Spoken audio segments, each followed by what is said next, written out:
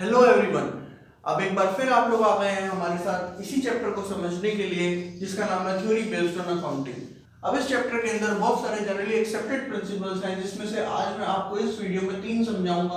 Going concern assumption, consistency assumption और accrual assumption.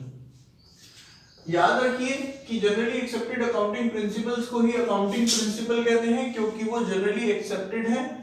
अगर आप लोग बुक्स देखें तो किसी बुक में उसे प्रिंसिपल कहा है, किसी में कंसेप्ट्स कहा है, किसी में assumptions कहा है, किसी में कन्वेंशंस कहा है, किसी में मॉडिफाइंग प्रिंसिपल कहा है, किसी में पोस्टुलेट्स कहा है। इन सबका मीनिंग सेम है।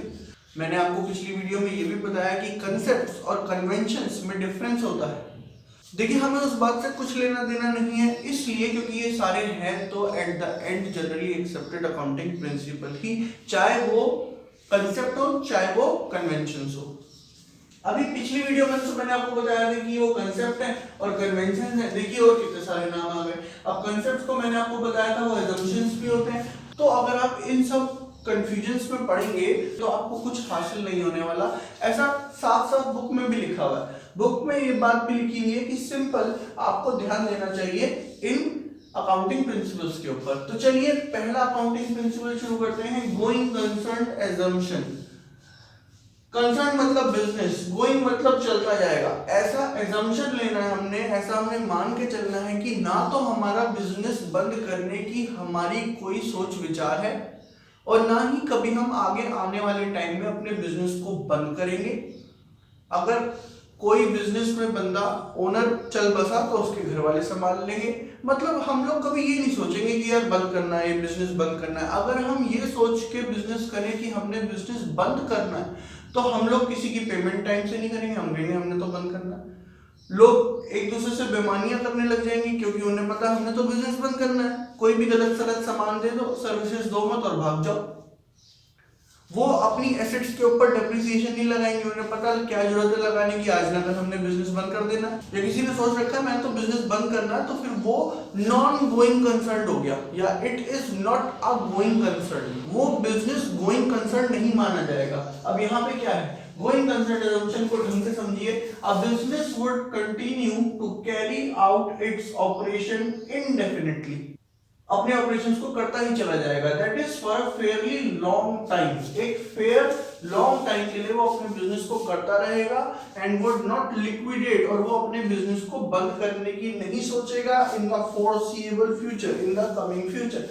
वो अपने बिजनेस के ऑपरेशंस को थामेगा नहीं, अपने बिजनेस को बंद नहीं करेगा। और याद रखिए अगर आप एक गोइंग कंसर्न नहीं है, आप आगे आने वाले टाइम में अपने बिजनेस को बंद करने जा रहे हैं, तो इस बात को आपको स्पेसिफाई करना पड़ेगा, इस बात को डिस्क्लोज करना पड़ेगा क्योंकि ये एक बहुत जरूरी चीज है। देखिए अगर किसी को पता चल जाए कि आप बिजनेस बंद करने वाले हैं, वो आपसे कभी भी डील नहीं करेगा। ये बात आप सोच के देखिए। अब इसकी इंपॉर्टेंस क्या है गोइंग कंसर्न assumption की? It provide basis for showing the value of asset. ये मैंने एक बताया है कि इसकी ये इंपॉर्टेंस है कि अगर आप लोग गोइंग कंसर्न assumption पे खाते मेंटेन करते हैं तो आप एसेट्स को बैलेंस शीट में दिखाओगे और उसके ऊपर proper depreciation year after year लगाओगे क्योंकि आपने लंबे समय तक बिजनेस करना है। और अगर आपका बिजनेस करने का मन ही नहीं है, आप तो बंद करने वाले हो, ठीक है, तो उस केस में आप गोइंग कंसर्न assumption को फॉलो नहीं करोगे। और अगर लोगों को ये बात पता चलती है तो वो भी आपसे नहीं जुड़ेंगे, ना लोगों का नुकसान ना आपका नुकसान।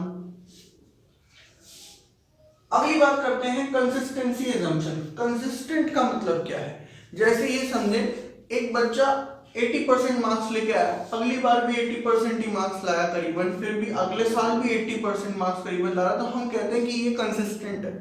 मतलब चेंज नहीं करता ये अपने आप को, कंसिस्टेंट एक ही लेवल पे चले जा रहा है। तो कंसिस्टेंसी assumption क्या कहता है? ये कहता है कि अकाउंटिंग की पॉलिसी और अकाउंटिंग की प्रैक्टिस अगर एक बार आपने सिलेक्ट कर ली है तो उनको कंसिस्टेंट रखो, साल दर साल उनमें चेंजेस मत लाओ। Accounting policies and practices selected once should be applied consistently year after year, but it does not means that the practice once adopted can not be change. कह रहे पर इसका मतलब ये नहीं कि अगर आपने कोई प्रैक्टिस एक बार अडॉप्ट कर ली तो आप उसे चेंज ही नहीं कर सकते। चेंज कब कर सकते हो? Change can be done in the following case. पहला, लॉ, कानून या अकाउंटिंग स्टैंडर्ड ये कह दे कि नहीं आपको चेंज करना चाहिए, अगर कानून कह रहा है हमारे देश का या अकाउंटिंग स्टैंडर्ड में ये बात लिखी है कि आपको अपनी पॉलिसी को या प्रैक्टिसेस को चेंज कर देना चाहिए, तो आप उसे चेंज करोगे। और अगर आपको ये लगता है कि it will help in showing a true fair and meaningful presentation, अगर आपको लगता है कि हमारे खातों का एक मीनिंगफुल और एक ट्रू और फेयर प्रेजेंटेशन आएगा अगर हम पॉलिसीज को चेंज कर दें, तो आप कर सकते हो। ठीक है, अब मैं आपको इसका एक एग्जांपल दे देता हूं। देखिए डेप्रिसिएशन के बहुत सारे मेथड होते हैं, एक होता है एसएलएम मेथड, एक होता है डब्ल्यूडीवी मेथड। अब मान लीजिए आप एसएलएम स्ट्रेट लाइन मेथड को फॉलो कर रहे हैं, ठीक है, तो तुम्हारी प्रैक्टिस क्या है, एसएलएम मेथड से डेप्रिसिएशन लगाने की। अब अगर आपको लगता है कि बेटर प्रेजेंटेशन के लिए हमें डब्ल्यूडीवी यूज करना चाहिए, तो डब्ल्यूडीवी को आप यूज कर सकते हो। रीजन क्या होगा उसका, ट्रू, फेयर और मीनिंगफुल रिप्रेजेंटेशन के लिए। या अगर मान लीजिए लॉ ही आपको कहता है, जैसे सही मायने में हमारे यहाँ का कानून यही कहता है कि आप डब्ल्यूडीवी लगाओ, रिटन डाउन वैल्यू मेथड लगाओ डेप्रिसिएशन के लिए, तो अगर कोई एसएलएम लगाता है तो वो चेंज कर सकता है।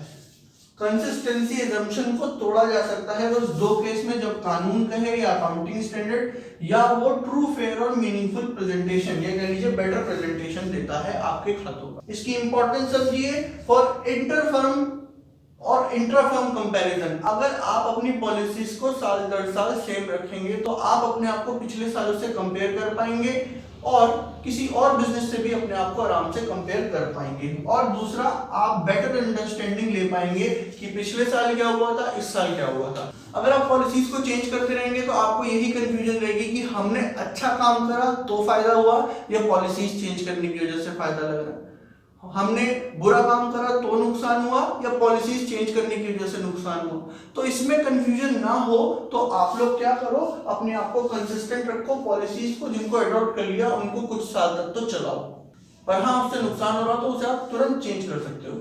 सबसे लास्ट, एक्रूअल एजम्पशन। देखिए एक्रूअल एजम्पशन दोनों चीजों की बात करता है, रेवेन्यू की बात भी करता है और एक्सपेंसेस की बात भी करता है। इसके आगे एक आप और कंसेप्ट पढ़ेंगे, रेवेन्यू रिकॉग्निशन कंसेप्ट, ये और वो थोड़े बहुत मिलते जुलते हैं, पर ये दोनों चीजों की बात करता है, रेवेन्यू की भी और एक्सपेंस की भी। तो ये रेवेन्यू और एक्सपेंसेस दोनों से रिलेट करता है। ये कहते हैं कि कमाई या खर्चा तभी मान लिया जाएगा जब वो हुआ, recognised in the period in which they occur. देखिए एक्रूअल एजम्पशन रेवेन्यू और एक्सपेंसेस की बात करता है, वो कहता है कि इनको तभी लिख दो अपने खातों में जिस वक्त ये रिकॉग्नाइज हुए। Revenue and expenses are recognized in the period in which they occur rather than when they are received और paid। देखिए आपने ऑर्डर प्लेस कर दिया तो खर्चा हो गया, आपने गुड्स का ऑर्डर प्लेस कर दिया, खर्चा हो गया। अब इसको तब रिकॉर्ड नहीं करेंगे जब पेमेंट करेंगे, इसको अभी रिकॉर्ड करो। पेमेंट को पेमेंट के वक्त रिकॉर्ड करेंगे, अभी गुड्स के लिए आपने खर्चा कर दिया ना। खर्चा कर देना और खर्चे की पेमेंट कर देना ये दो अलग बातें होती हैं। तो यही कंसेप्ट समझाएगा, इनकम हो जाना और इनकम रिसीव हो जाना दो अलग बातें होती हैं। तो ये कह रहे हैं कि रेवेन्यू को तभी रिकॉग्नाइज्ड करो जब वो अकर हो जाए, rather than बजाय इसके then when they are received or paid। इससे मतलब नहीं है कि इनकम मिलेगी तो रिकॉर्ड करेंगे, नहीं, इनकम हो गई तो उसे रिकॉर्ड करो, खर्चा हो गया तो उसे रिकॉर्ड करो। उनकी पेमेंट मिलना या पेमेंट देने से मतलब अभी नहीं है, वो तो जब मिलेगा उसको तब रिकॉर्ड करेंगे। इसी को कहा जाता है एक्रूअल एजम्पशन। एग्जांपल समझो, messrs HBCC purchase raw material of 50,000। अगर किसी फर्म ने 50,000 रुपए का रॉ मटेरियल खरीदा, ठीक है, now here it is immaterial that whether cash is paid और नॉट। कह रहे हैं अब यहाँ पे इससे मतलब नहीं है कि कैश दे दिया या नहीं दे दिया। अगर गुड्स परचेज करें तो परचेज की एंट्री तो करनी पड़ेगी, कैश दिया है तो कैश परचेज मानो और उधार दिया है तो क्रेडिट परचेज मानो, पर एंट्री पास करनी पड़ेगी, ठीक है। As purchase have been done and it has to be recorded। मैंने यहाँ लिखा है कि परचेज तो हुई है ना, तो उसे रिकॉर्ड करना पड़ेगा। पैसे दे दिए या नहीं दिए इससे मतलब नहीं है, बात समझ आ रही है। सिंपल सी बात है, आप बाजार में सामान लेने गए, आपने कोई प्रोडक्ट खरीदा, उस प्रोडक्ट को खरीद लिया, मान लीजिए आपने खर्चा कर दिया, अब आप उसके पैसे दे देते हो तो वो कैश खर्चा माना जाएगा, उसके पैसे अगर आप नहीं देते तो वो उधार खर्चा माना जाएगा, पर खर्चा हो गया। ये कंसेप्ट यही कह रहा है कि चाहे इनकम हो चाहे एक्सपेंस हो, उनको रिकॉर्ड करना है। इससे मतलब नहीं है कि आपने पेमेंट कर दी या नहीं करी, इससे मतलब नहीं है कि आपको इनकम रिसीव हो गई या नहीं हुई।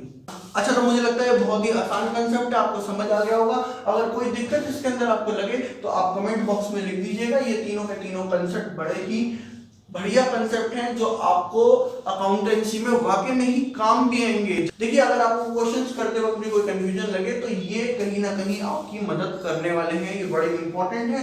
इसको भी आप 2-3 बार देख लीजिएगा, जो दिक्कत हो मुझसे पूछ लीजिएगा। तो accrual assumption, going concern assumption और कंसिस्टेंसी एजम्पशन को हमने आज पढ़ा। Thank you class.